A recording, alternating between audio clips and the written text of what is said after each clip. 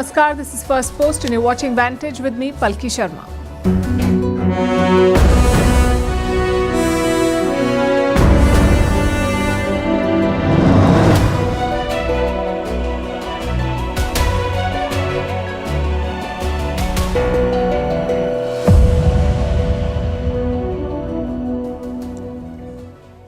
We begin with a White House summit. Donald Trump met European leaders. It was meant to deliver breakthroughs. Instead, it ended with no deal and the prospect of more talks. We'll bring you the big takeaways.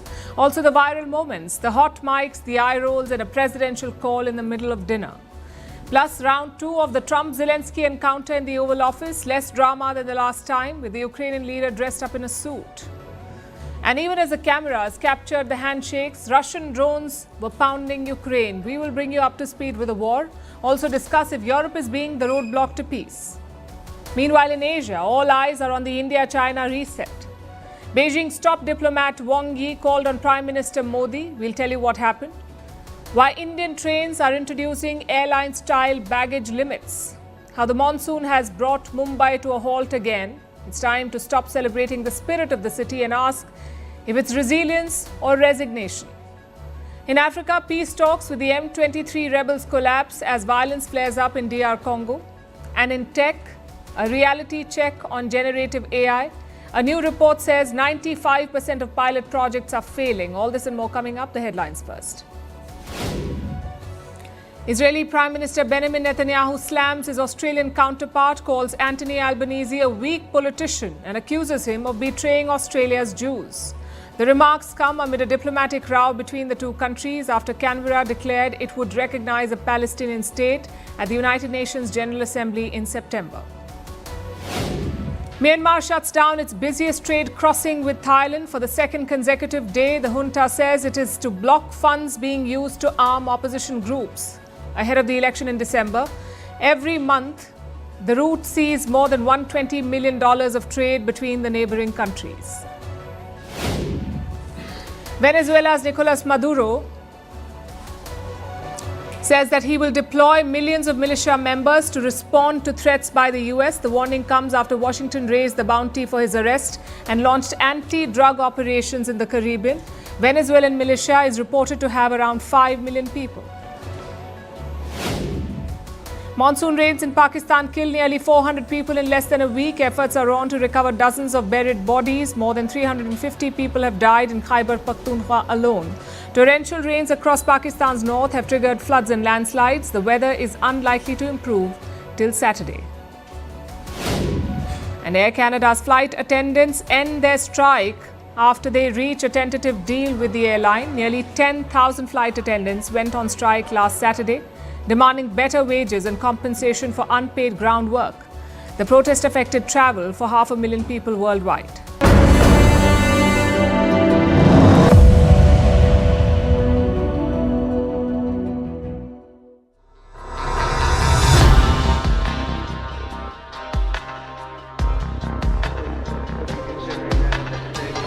Somebody that we're over here, The ceasefire.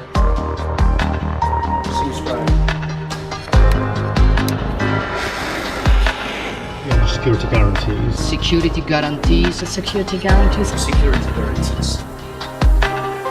But this is the best I have. It's good. You look great.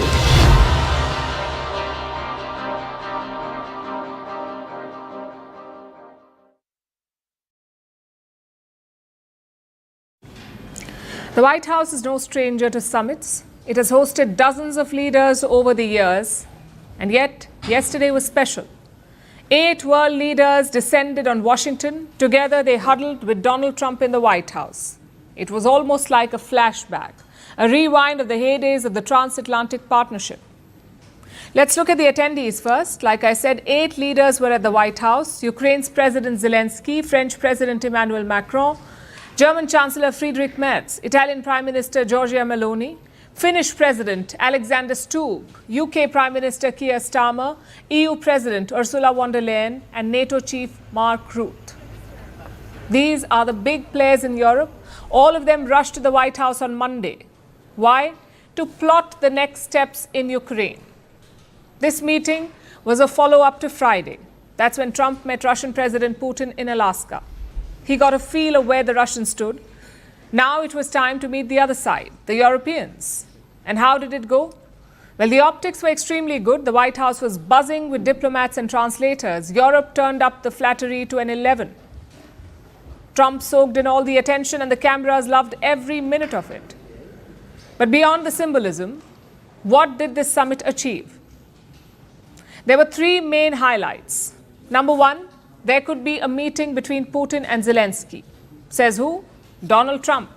He called up Putin after yesterday's summit, and the US says Putin is ready to meet Zelensky. Now, just to be clear, the Russians have not confirmed this. But Trump has made the announcement anyway. Listen to what he said. I called President Putin and began the arrangements for a meeting at a location to be determined between President Putin and President Zelensky. After that meeting takes place, we will have a trilateral, which would be the two presidents plus myself. Ukraine has long wanted this summit, but Russia has resisted. They wanted a peace deal before the meeting. As for Europe, they're thrilled about it. They feel it's a chance to put pressure on Putin. And Zelensky has welcomed the idea. He says territory issues can only be discussed between himself and Putin. I think that the president heard me, and he saw it. We had different moments, but this is important information. That's why the matter of territories is a matter that we will leave between me and Putin.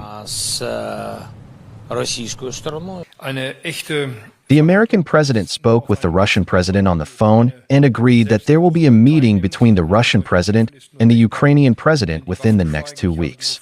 This meeting is to take place at a location that has yet to be agreed upon. So we have the agenda and the timeline. Zelensky wants to discuss territories with Putin, and the timeline is around 2 weeks. If confirmed, this would be significant. Putin and Zelensky have met only once before. That was in 2019, before the war. Another meeting could result in some progress. Which brings us to highlight number 2.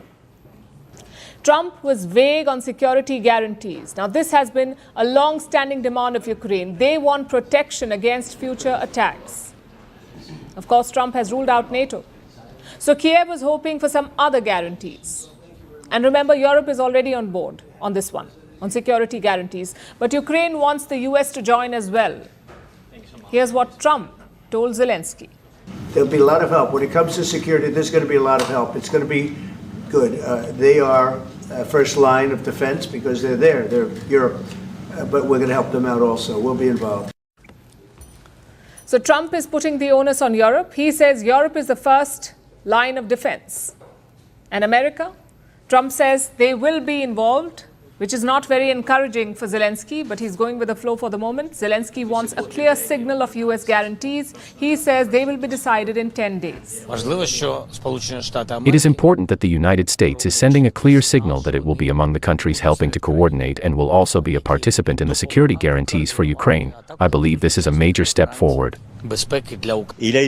I was able to go over again this afternoon on the content of these security guarantees, which consist of a robust Ukrainian army, which carries weight and can resist and deter any attempted attack, and so without limitations in numbers, capabilities, weapons, etc. There's also talk of an arms deal, a whopping $90 billion agreement. This will involve Ukraine buying US weapons, things like warplanes and air defenses. Macron also hinted at this. He says Ukraine must be allowed to have a robust army. Chances are Russia will not allow that. They will want Ukraine to be demilitarized. There is also talk of a mutual defense commitment, a promise to defend Ukraine in the future. It's a bit like NATO's Article 5. This article, Article 5, says that if one NATO member is attacked, all of them will hit back. The idea is to give this protection to Kiev. Basically, NATO without joining NATO. The proposal came from Italy's Giorgia Meloni.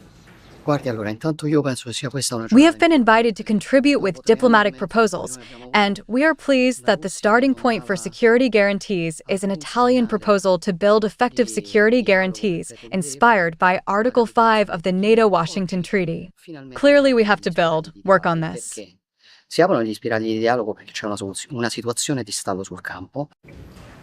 Which brings us to the final takeaway. Differences over a ceasefire. Trump has abandoned his pursuit of a ceasefire. He wants a package peace deal, basically one deal to end the fighting and its root causes. One deal to cover all of it. But Europe is not on board. Several European leaders still want a ceasefire. They feel it is the first step to peace. To be honest, we all would like to see a ceasefire, the latest from the next meeting on. I can't imagine that the next meeting would take place without a ceasefire. In the 6 wars that I've settled, I haven't had a ceasefire. We just got into negotiations, and one of the wars was, as you know, in the Congo was 31 years long. Another one that we settled last week with 2 great countries was 35 years going on, and we had no ceasefire. So if we can do the ceasefire, great. And if we don't do a ceasefire, because many other points were given to us, many points were given to us, great points. That sums up the summit. There is hope of a Putin-Zelensky meeting. There is confusion about US guarantees, and there are differences over a ceasefire. What about the other side? I'm sure Russia was watching the summit keenly. We've heard multiple reactions already. Former President Dmitry Medvedev was at it again. Listen to what he said. I'm quoting, "The anti-Russian warmongering coalition of the willing failed to outplay Trump on his turf. Europe thanked and sucked up to him." Harsh as always. But what about the official position? Foreign Minister Sergei Lavrov has responded. He made 2 crucial claims. Number 1, Ukraine will have to give up territory. Territorial changes are often an essential component of conflict resolution. There are many such examples. I would like to emphasize once again that we have never talked about the need to seize any territories. Neither Crimea, nor Donbass, nor Novorossiya as territories have ever been our goal. Our goal was to protect Russian people who lived on these lands for centuries.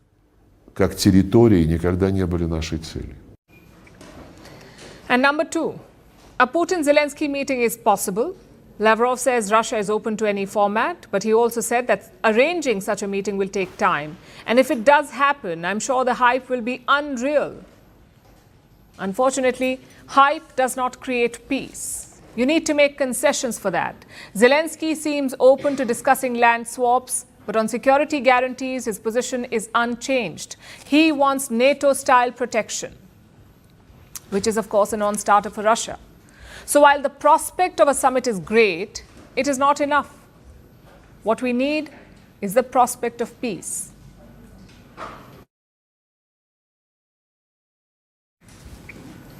If diplomacy was a Netflix show, then the White House on Monday was its messiest season ever. Also perhaps the most binge-worthy one. You had Donald Trump back in his favorite role of ringmaster. You had Volodymyr Zelensky, all suited up by the strict stylist, that is the Trump administration. And then you had the rotating cast, the band of European leaders. They were part bodyguards and part unwilling extras, trying to hold the stage together. Thankfully, no shouting match broke out this time, although that does not mean that everything went smoothly. And as always, there were viral moments. We have compiled the best ones for you. Number 1, the hot mic moments. And there were quite a few of them this time. Meetings like this one are supposed to be tightly scripted. Except no one told this to Donald Trump. So he says what he wants and wherever he wants. And just ahead of the talks, Trump confided in the French president with a mic on. I think he wants to make a deal for me. You understand? As crazy as it sounds. Just sit down. Sit down, everybody. Okay. I think we'll let the press come in for a minute. Waiting for the off. Please. The he is, of course, Vladimir Putin. Trump thinks that Putin wants a deal because of Trump. Now, we're not sure that's how it works, but kudos to Macron. He tries to not respond, and it still became the soundbite of the day. Of course, this was not the only oops moment. Italian Prime Minister Giorgia Meloni had a similar one when she was talking about her own press. Listen to this. Do you guys want to take some questions or anything? You feel like it? Huh? See. Hi, Mark. All the time. But he loves it. He loves it. For he does it always. I never want to speak with my friends. He's a very good...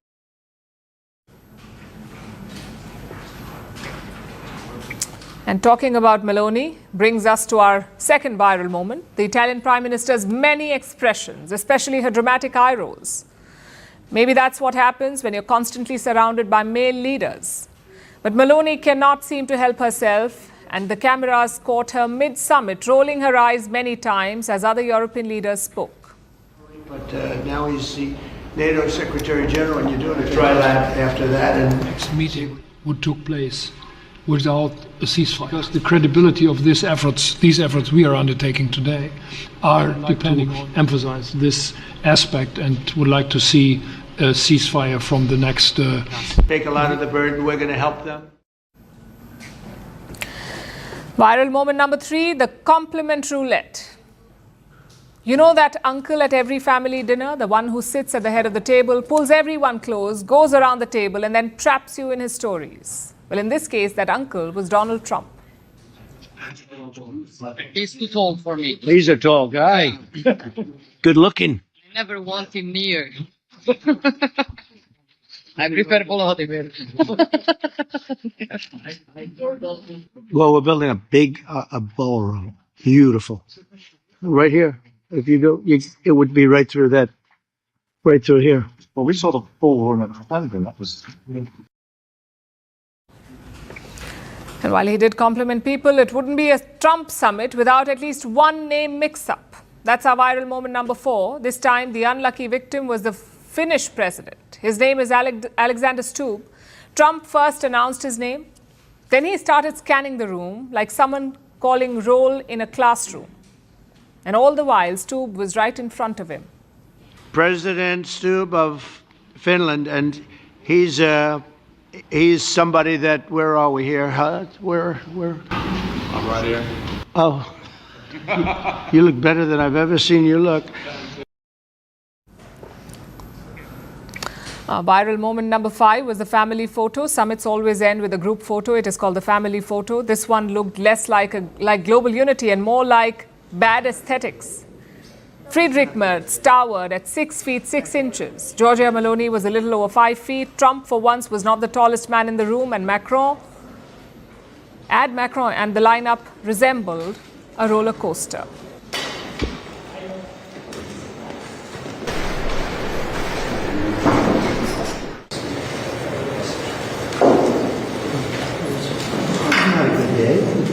That was not a great day. Thank you very much. Appreciate it. Which brings us to the last one, Trump's 2028 obsession. He became president for the first time in 2017 and then again this year in 2025. And US presidents cannot be in power for more than 2 terms. So Trump cannot run again in 2028. But he really wants to. And he can't seem to let go of the temptation.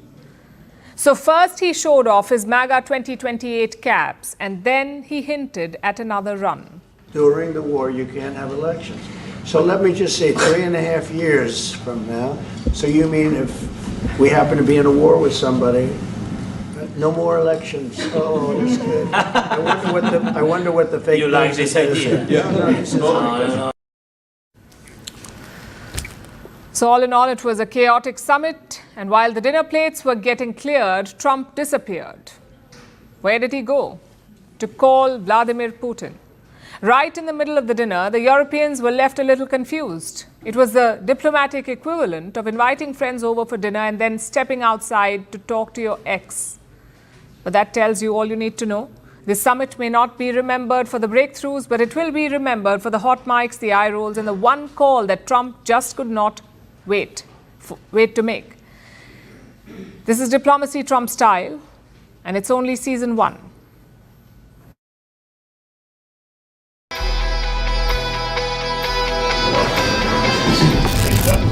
He's all dressed up today. But this is the best I have. It's good. You look great.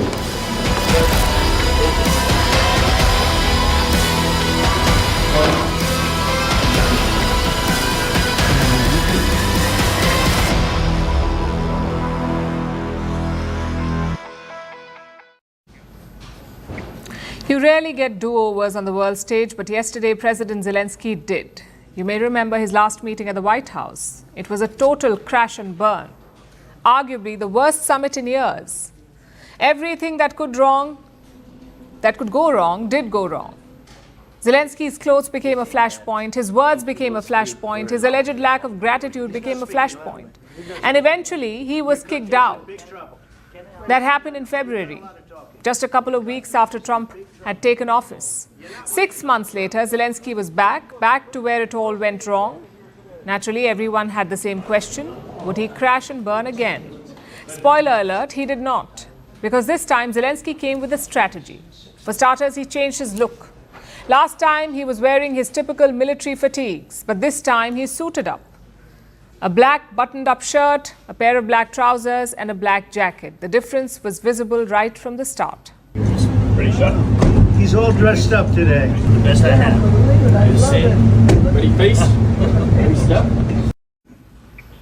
Inside, the trend continued. In February, Zelensky was grilled about his attire. A journalist asked him why he was not wearing a suit. This time, the same journalists reappeared. But Zelensky had the last laugh, thanks to an assist from Donald Trump. Why don't you wear a suit? Why? Sorry? You're the highest level in this country's office, and you refuse to wear a suit. Just want to see, do you own a suit? Yeah, you have problems. A lot of Americans have problems with you not Really? respecting I don't the have dignity of this such. office. I will wear a costume after this war will finish. Okay. Yes, maybe one. Maybe something like this. something like yours. Yes. Maybe something better. I don't know. We will see. Maybe something cheaper than. Yeah. Thank you. Thank you. President Zelensky, you look fabulous in that suit. I said the same thing. Yeah, you look good. I said the same thing. Yeah, looks good on I you. said the one that attacked you last time. See, now he's in. I remember that. Yeah, I apologize to you. You look wonderful. No, my first question for you, President Zelensky. In the same suit. You see, I changed. You are not. Maybe yours is much better than mine. The journalist apologized for his earlier remarks, but Zelensky got a parting blow. The whole wardrobe change is quite interesting. Chances are Zelensky made the switch himself. He needs Trump now more than ever. But just to be sure, the White House sent a message. They told Zelensky to wear a suit to this meeting. And clearly it helped. Now we come to the talks. Last time, Zelensky dived right into the main issues. He spoke about security guarantees and ceasefire talks. This time, he started off with some charm. He presented a letter written by his wife, not to Trump, but to First Lady Melania. I hope that this first document, will be first step to real security guarantees for Ukraine, our people, our children. I really count on it. And using this opportunity, many thanks to your wife, First Lady of the United States. She sent a letter to Putin about our children, adopted children, and my wife, First Lady of Ukraine, she gave the letter. It's not to you, to your wife. I must say that was smooth. Clearly, Zelensky had done his homework. And he did not stop there. Last time, a major flashpoint was gratitude. Vice President J.D. Vance had jumped into the conversation. He asked how many times Zelensky had said thanks. Well, this time, that's all Zelensky said. No, have you said thank you once? A lot of times. No, in this even entire today, meeting, have you said thank you? Even today. You went to Pennsylvania and campaigned for the opposition in October. Offer some words of appreciation for the United States of America and the president who's trying to save your country. Thank you so much, Mr. President. If I can, first of all, thank you for invitation and thank you very much for your efforts, personal efforts to stop killings and stop this war. Thank you. Some credit also goes to J.D. Vance. Last time he was like a man possessed. The US Vice President launched an all-out attack on Zelensky, but this time he was silent. Trump also deserves some credit. He was a lot calmer than in February. Back then, he openly scolded Ukraine. He told Zelensky that he did not have the cards. He was asked the same question again yesterday, and the US president gave a totally different response. I'm talking about the From the very beginning of the war, You're not in a good position. You don't have the the cards right now. With us, you start having not cards. playing But cards. right now, you don't. I'm very You're playing serious, cards. Mr. President. You're I'm playing very cards. serious. You're I'm gambling the with the president lives in of war. millions of people. You think- You're gambling with World War III. As you listen to Russia and Ukraine, which side has the better cards? Well, I don't want to say that. I'm just here to be, look, this isn't my war. This is Joe Biden's war. He's the one that had a lot to do with this happening, and we want to get it ended. This is what homework does.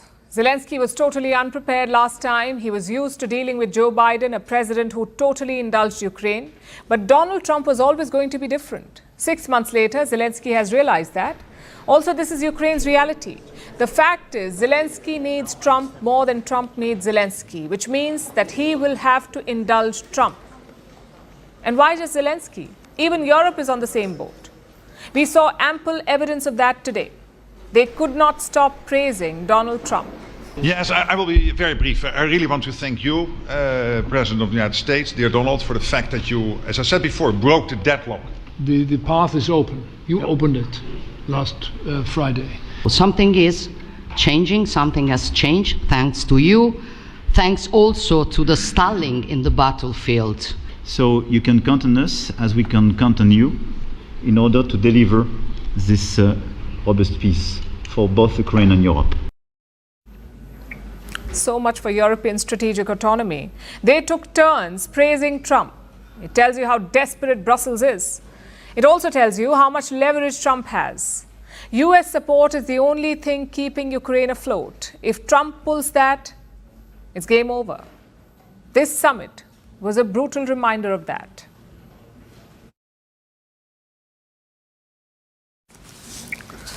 Even as Ukraine's president met Donald Trump at the White House, the strikes on Ukraine continued. Yesterday, Russia launched fresh attacks. It struck deep inside Ukrainian territory. The latest target was Poltava. It is home to an important oil refinery.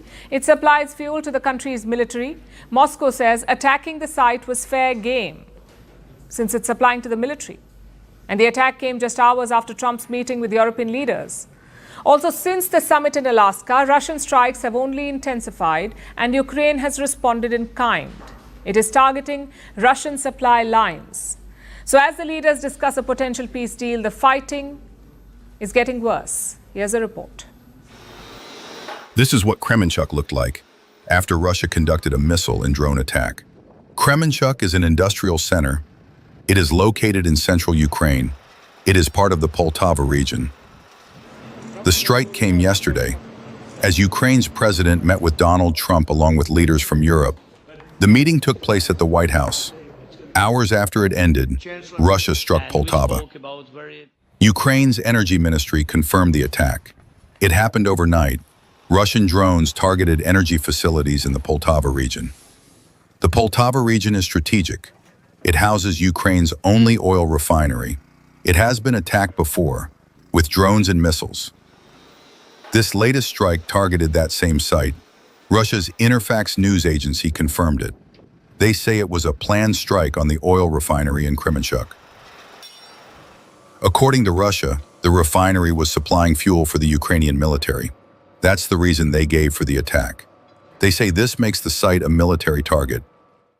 Since Trump met Putin in Alaska, Russian strikes have intensified. At least 21 civilians have been killed. Another 99 have been injured. These numbers are from Ukrainian regional authorities. The attacks began after August 16th, the day of the Alaska summit. There have been several calls for a ceasefire, but Moscow is rejecting them. Russia says there can't be a ceasefire without a final deal, and now Trump appears to agree with the Russians. This means the strikes continue unabated. Today, Ukraine's Air Force reported new attacks. Overnight, Russia launched 270 Shahed drones, along with 5 Iskander-M ballistic missiles and 5 Kh-101 cruise missiles. Ukrainian air defenses intercepted most of them. 230 drones were shot down. So were 6 missiles, but 4 missiles got through, along with 40 drones. They struck 3 locations inside Ukraine. Ukraine has responded with strikes of its own. Long-range drones were deployed. 2 Russian ammunition depots were hit. Ukraine's security service, the SBU, confirmed the strike. The target was the Russian village of Bilokodakino. It sits on a key railway line used by the Russian forces. It is used to supply the front lines. This isn't new. Ukraine has conducted such attacks before repeatedly. It has been targeting Russian logistics hubs inside occupied Ukrainian territory, as well as targets deep inside Russia. This is to disrupt supply chains and weaken frontline capacity. There may be talk of a peace deal, but on the front lines, the fighting is still very much on, and that will be the case until there's a deal.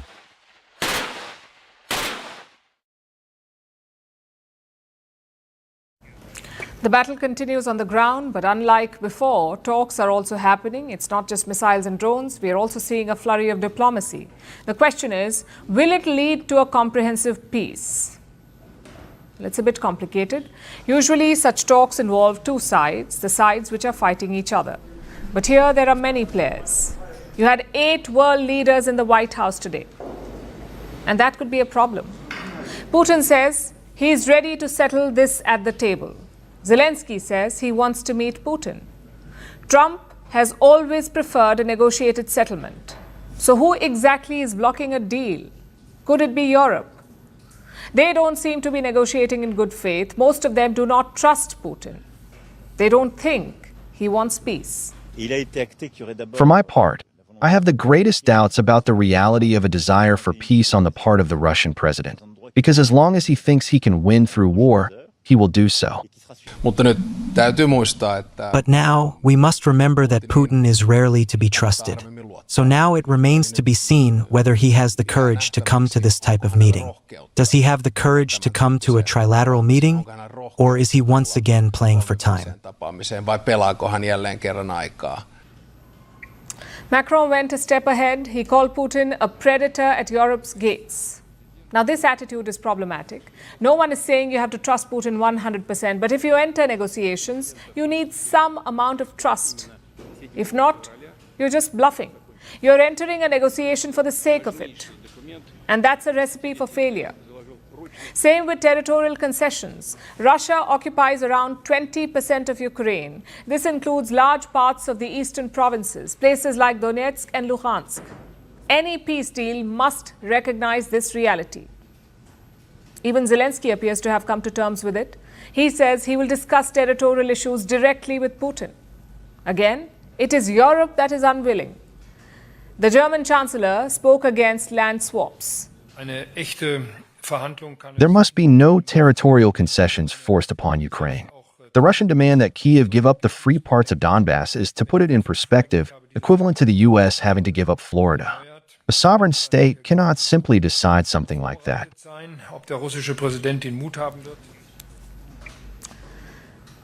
That comparison makes no sense. No foreign army has invaded Florida, but a foreign army has invaded Donbass. Russia controls around 88% of this eastern province. If the war continues, Russia will take over the rest. So how is Donbass the same as Florida? It's not. But it's a convenient excuse for Europe. Russian President Putin also spoke about it in Alaska. He warned Europe against creating obstacles. We hope that Kyiv and the European capitals will perceive all of this in a constructive manner and will not create any obstacles or attempt to disrupt the emerging progress through provocations or behind-the-scenes intrigues. There is background here. Europe has tanked peace talks before. Let me take you back to mid-2022. The Russian invasion had just started. Talks were underway in Istanbul to find an early settlement. Russia conveyed its list of demands to Ukraine, but Kiev rejected those demands, that too at the behest of Boris Johnson. He was Prime Minister of Britain back then. Reports say he urged Ukraine to not sign the peace deal. Of course, both Johnson and Zelensky have rejected this claim, but it was reported by Ukrainian media. And the same thing happened last week. Trump announced that he was meeting Putin. He also suggested that land swaps were on the table on cue. Europe published a statement. They said international borders must not be changed by force. Another example is military aid. Earlier this year, Trump stopped sending weapons to Kiev. So what did Europe do? They couldn't manufacture weapons like America, so they decided to buy. Europe bought US weapons and handed them to Ukraine.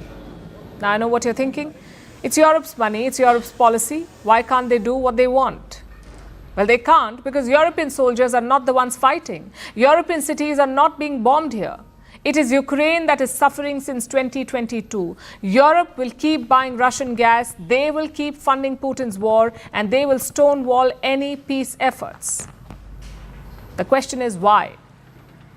Well, look at the timing of this war. It started amid a decline in transatlantic ties. America was pivoting away from Europe. It was more focused on Asia. Back then, the war in Ukraine broke out, and suddenly transatlantic ties were back on the table. America was investing in Europe again. Is that why Europe is keen to continue the war? Well, possibly. Another reason is to weaken Russia. Moscow has been building new partnerships. It has warm ties to countries in Eastern Europe. It also has excellent relations in Asia. So a resurgent Russia could have challenged Western Europe's hegemony. Is that why Brussels is dragging the war? Well, maybe it's none of these reasons. Maybe Europe actually believes in international law. Well, they don't in West Asia and Africa, but maybe they do in Ukraine. The fact is, we'll never know. And I know it's hard to trust your rivals, but if Zelensky is willing to sit down with Putin, if Trump is willing to roll out the red carpet for him, then surely Europe can give talks a chance.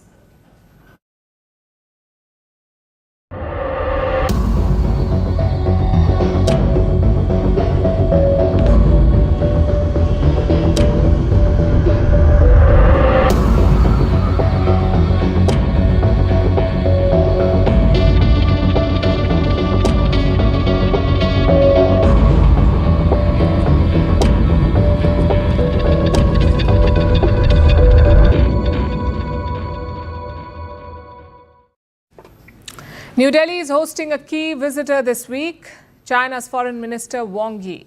It's his first visit in 3 years, and it couldn't be more significant. A reset is underway between India and China, and Wang Yi's mission is to repair ties.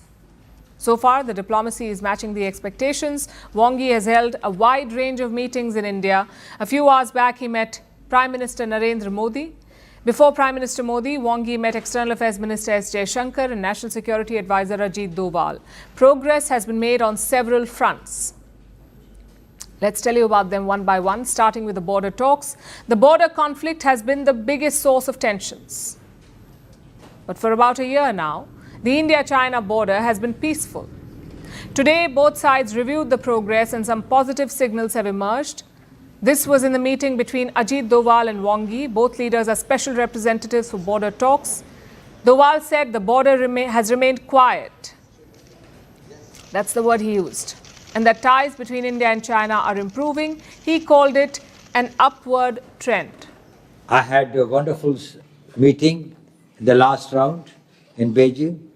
And I'm very happy that since then, in the last 9 months, there has been an upward trend. Borders have been quiet. There have been peace and tranquility. Our bilateral engagements have been more substantial. And we are most grateful to our leaders who, in Kazan, in October last, were able to set a new trend. And we have profited a lot since then. The new environment that has been created has helped us in moving ahead in the various areas that we were working on. Doval also praised Wang Yi for what he called his personal efforts towards improving the relationship. And in response, Wang Yi struck a similar tone. He said that stability is returning to the border. The recent setbacks were not in their interests, and both sides have, and I'm quoting, identified goals. They've agreed on a quote-unquote working framework. This is to better manage the border situation. This is the most significant issue of this relationship, by the way. 5 years back, bilateral ties broke down, and the reason was the deadly clash in Galwan. After a provocation from the Chinese side, troops clashed on the border. There were casualties on both sides. The violence triggered a full-scale standoff. The entire border was militarized. Thousands of troops were deployed on either side, and tensions remained high for months. In fact, this continued until October last year. That's when India and China struck a deal, October 2024. They agreed to withdraw troops from flashpoints. And while the larger border issue still remains unresolved, today's statement inspires confidence because both sides are taking steps towards normalcy. And that's a welcome move. Similarly, there's progress on the trade front. There are reports of a major breakthrough. China has lifted curbs on 3 key exports to India: fertilizers, rare earth minerals and magnets, and tunnel boring machines. New Delhi had made these requests last month when Jaishankar met Wang Yi in Beijing. The Indian External Affairs Minister had travelled to China last month, and now, on his return visit to India, Wang Yi has assured Jaishankar that China is responding to India's request. Reports say the shipments have already begun. Again, this is an important signal that both sides are willing to move forward. Wang Yi is making all the right noises. He said, and I'm quoting, "China and India should establish correct strategic understanding, regard each other as partners and opportunities, not as rivals or threats." Prime Minister Modi's upcoming visit also came up for a discussion. Later this month, the Indian Prime Minister will be in China. He will attend the SCO summit in Tianjin in China. SCO is the Shanghai Cooperation Organization. China has a rotating presidency, so it will host the summit this year. Prime Minister Modi is traveling for the same. And China says it is looking forward to it. In fact, Wang Yi said that Beijing expects India to contribute to a successful summit. So there's a lot of convergence. At the same time, as we've been saying, there are clear fault lines between India and China. And one of them is Taiwan. Taiwan came up during talks between Jaishankar and Wang Yi, and now it has turned into a point of friction because the Chinese side has misrepresented facts. They claim Jaishankar called Taiwan a part of China, and they have published this quote and they're playing it up. Why is this a problem? Because Taiwan is contested. Beijing says Taiwan is a part of China, like a breakaway province, and they vow to take it back by force if necessary. Taiwan, on the other side, calls itself an independent democracy. And now Chinese mouthpieces are quoting Jaishankar as saying that Taiwan is a part of China. They're playing it up as Indian endorsement of the Chinese position. But that's not what happened. A short while back, India's External Affairs Ministry issued a statement. It confirmed that there was no such affirmation from the Indian side and that India's position on Taiwan remains unchanged. Now, officially, India does not recognize Taiwan as independent, but this position is a bit nuanced. Just like China and most of the world, India maintains ties with Taiwan, especially in areas like trade, technology, and culture. We have a relationship, and New Delhi plans to continue that relationship. In fact, when Wang Yi asked India to cut ties with Taiwan, Jaishankar's response was clear. China itself engages with Taiwan in all these areas. How can it ask India to cut ties? Jaishankar also raised another issue: China's plans to build a mega dam on the Brahmaputra River. The Indian minister sought transparency from Beijing about this project. And in the same spirit, India has maintained that differences should not become disputes. Having seen a difficult period in our relationship, Excellency, our two nations now seek to move ahead. This requires a candid and constructive approach from both sides. In that endeavor, we must be guided by the three mutuals: mutual respect, mutual sensitivity, and mutual interest. Differences must not become disputes, nor competition, conflict.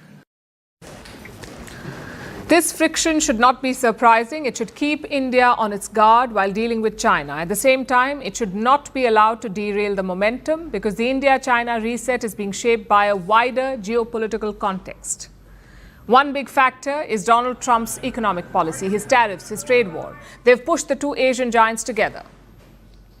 So this reset is driven by mutual interest. It is driven by economics and by strategic calculation. Expect both sides to build on it when Prime Minister Modi visits China later this month.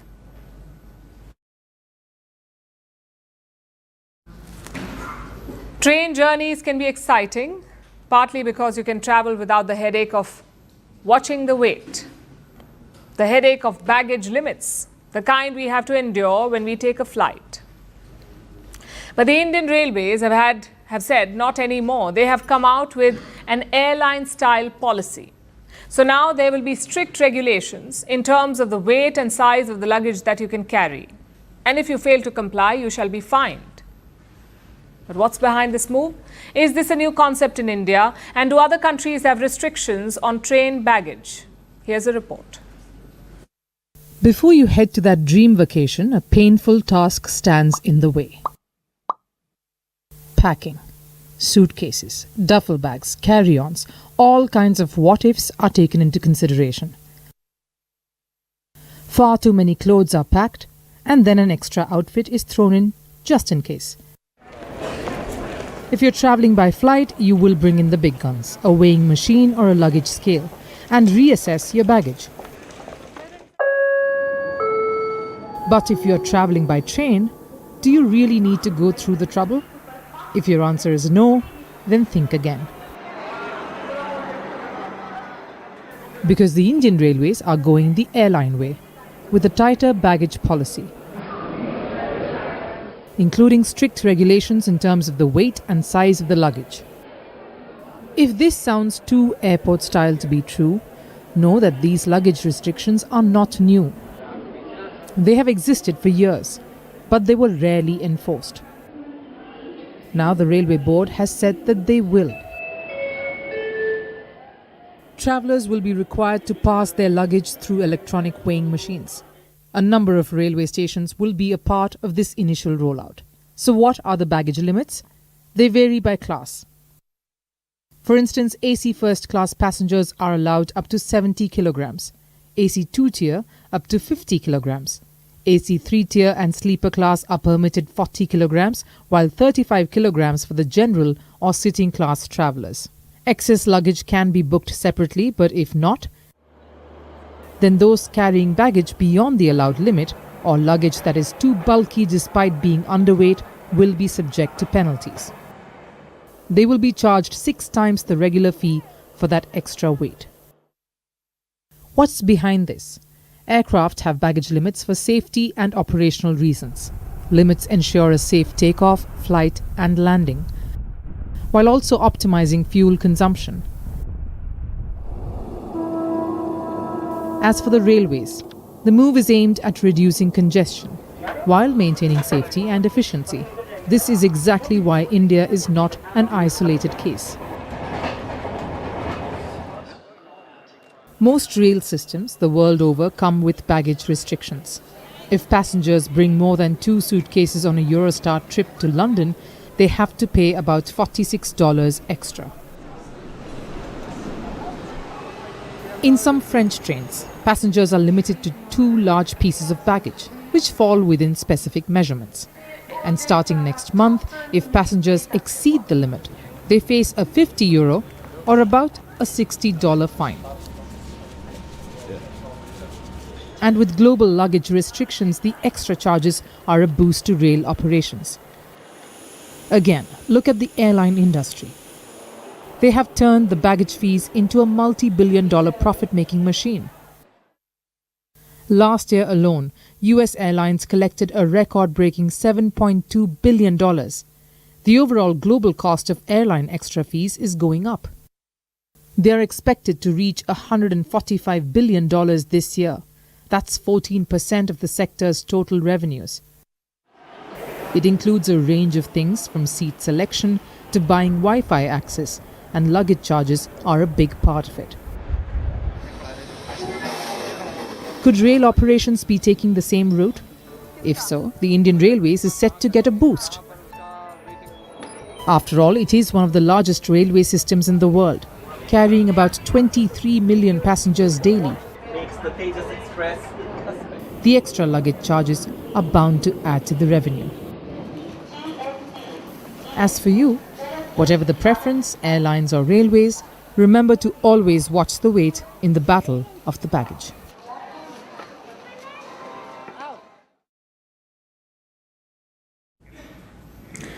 Our next story is from India's financial capital, Mumbai. By this afternoon, the city was drowning in déjà vu. Nearly 300 millimeters of rain in 24 hours, a red alert from the Weather Office. India's financial hub looked more like a water park. a water park that no one bought tickets for. Roads turned into rivers, railway tracks disappeared, flights were diverted mid-air, the Miti River nearly burst its banks, schools were shut, residents were evacuated, cars were abandoned in the middle of the road, people waded barefoot through waist-deep water, and even the monorail broke down with passengers stuck inside the train. Mumbai's arteries were jammed. Traffic crawled like a reluctant snail. On social media, several videos went viral. Office-goers rolling up trousers, an auto rickshaw floating by, and the familiar joke returned to WhatsApp groups.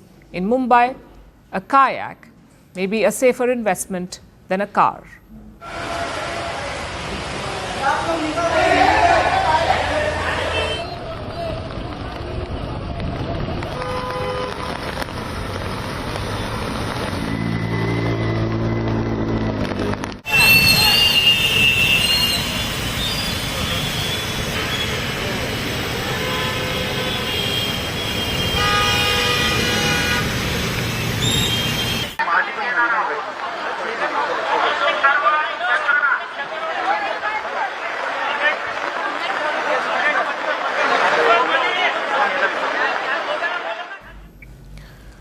The Met Department says the downpour will continue. Guess it's time we end the debate. It is not Bombay or Mumbai. The name of this city is Atlantis. And the joke stopped being funny a long time ago because the city is sinking, paralyzed once again. This year's deluge may look merciless, but it's not unprecedented. The warnings come every year, and every year the BMC promises that it is better prepared. That's the city's municipal corporation, the BMC. And every year, the first serious downpour proves otherwise. Waterlogging is the new normal. The phrase has become a city-wide mantra. It is accepted almost wearily, like traffic jams or Bollywood sequels. It's a fact of life. But here's the kicker. Calling it the new normal is not just lazy, it is dangerous. Because what are we really normalizing? The crumbling infrastructure? Problems with urban design? Or general apathy? What exactly is this new normal? We say Mumbai is resilient, Mumbai is tough. It survived terror attacks and riots. It's a city that never stops until the rains come. The rains bring the city to its knees. So the people pitch in. Stranded commuters share umbrellas with strangers, shopkeepers hand out free biscuits, strangers push stalled taxis. It's touching. And the world celebrates it as Mumbai's spirit. But honestly, what choice do they have? Also, here's the thing about spirit. It's not supposed to be a substitute for crumbling infrastructure. You cannot fix drainage with optimism. You cannot fix streets with solidarity. And you definitely cannot keep a city of 20 million people running on nothing but resilience. It's as if the city is trapped in a time loop. 2005, 2017, 2019, 2021, 2023, and now 2025. Different years, same script. Resilient, yes. Prepared, never. The government issues advisories, airlines issue advisories, railways issue advisories, but they never address the real problem. And the tragedy of Mumbai is not just that it floods every year, it is that it floods every year in exactly the same way for exactly the same reasons, and nobody seems particularly interested or concerned about fixing the issue. This is a city that contributes more than 6% to India's GDP. It is the country's financial capital, home to Bollywood stars and industrialists. Yet, a drainage system stuck in the British era. So you may ask, what next? Will Mumbai flood again next year? Yes, it will. That's not even the question. The question is, will we still be calling it resilience when it's actually resignation? And there's no denying the heroism of ordinary citizens, but heroism should not be an annual civic requirement.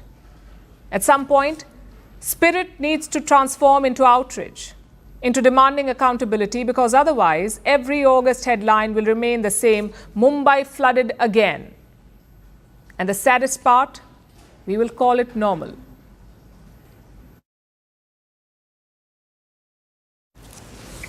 In Donald Trump's Delulu land, the war in DR Congo has ended after the US helped broker a deal between the DRC and Rwanda. But here on planet Earth, the fighting is still raging in the Central African country. In recent weeks, violence has surged in the Democratic Republic of Congo. Rebel groups have been fighting for power, for control of its mineral-rich eastern region. More than 50 people have been killed this week. This happened in an attack by an ISIS-backed rebel group. Meanwhile, things are not going well with the Rwanda-backed group, M23.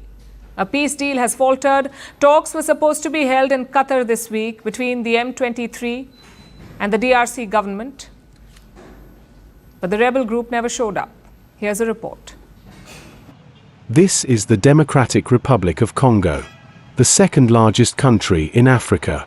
This Central African nation is rich in minerals, and it has been dogged by conflict for more than 30 years, since the 1994 genocide in Rwanda.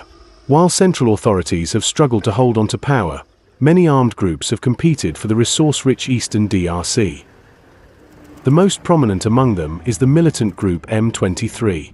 Fighting escalated in January this year,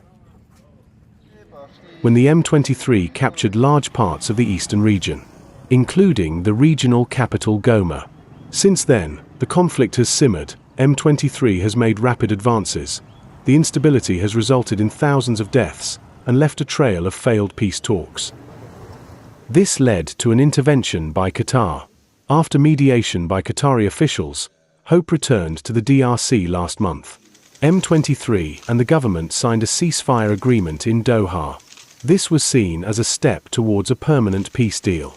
Earlier this week, a draft agreement of the prospective deal was reportedly shared with both the parties. And on Monday, negotiations were set to resume in Qatar.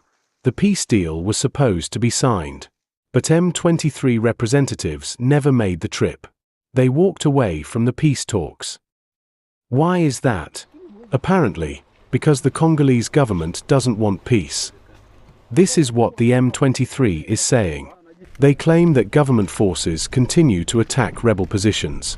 They have accused the authorities of not respecting the previous ceasefire deal, which was mediated by the US. They say that until this happens, there will be no peace deal. But the government has denied this accusation. They have accused the M23 of launching attacks regularly, including almost daily attacks in the North Kivu and South Kivu provinces. These are the two regions where M23 has been making major advances. As tensions continue between the DRC army and the M23, the country has seen renewed violence by other rebel groups, including the ISIS-backed Allied Democratic Forces, or ADF. Recently, they targeted the Beni and Lubero territories in the eastern North Kivu province. They kidnapped people, looted and burned homes, and killed at least 52 civilians. Last month, the same group stormed a Catholic church, opened fire on worshippers, and killed nearly 40 people. As violence surges, the government is scrambling to control the situation by shifting focus on peace deals. The agreement with M23 has already faltered.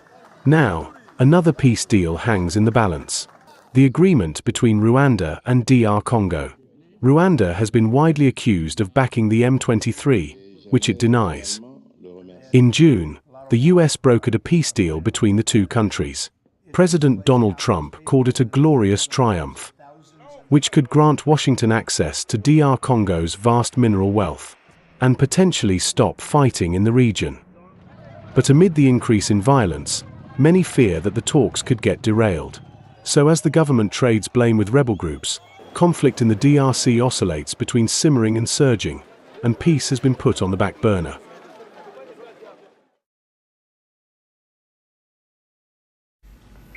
Artificial intelligence, or AI.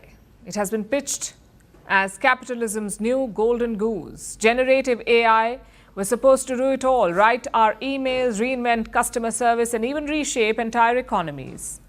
But as we near 2026, the goose is looking less golden. It's more like a very expensive pigeon.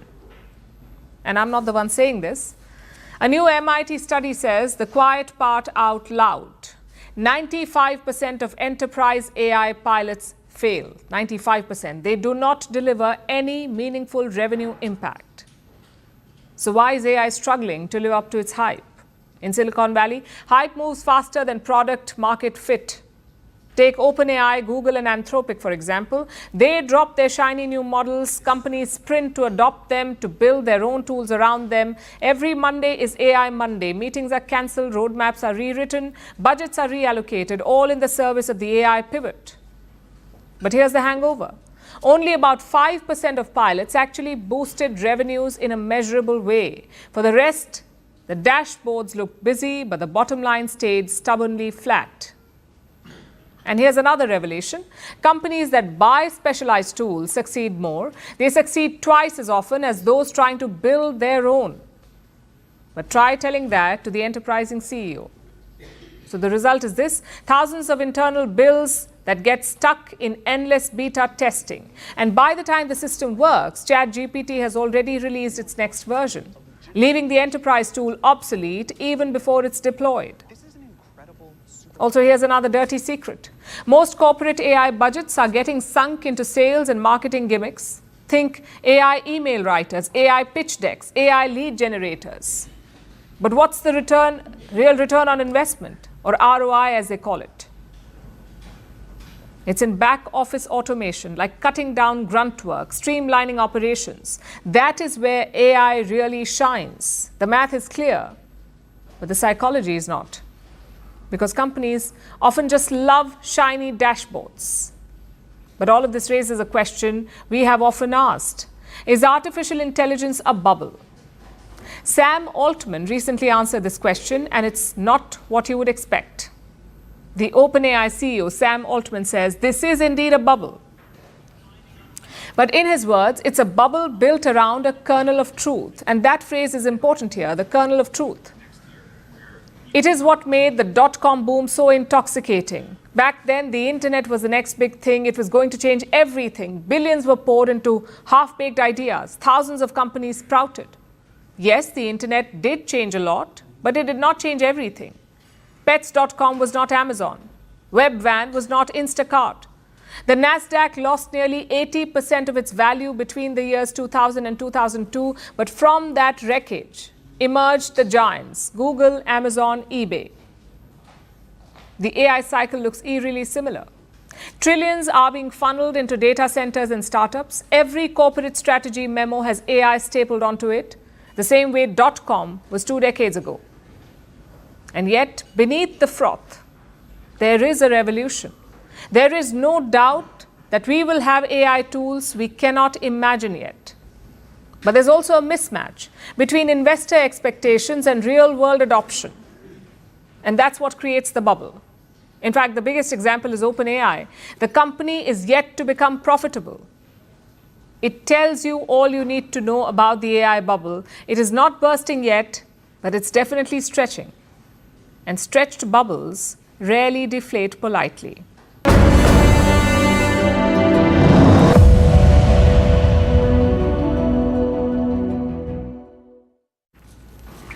We told you about the Mumbai rains. It's pretty gloomy stuff. The only saving grace is the memes, especially those on employees in Mumbai. The floods have forced most companies to shift online. They've asked their employees to work from home. On cue, the memes flooded in. Yes, it's funny, but it's also a sad commentary on India's financial capital. Take a look at this.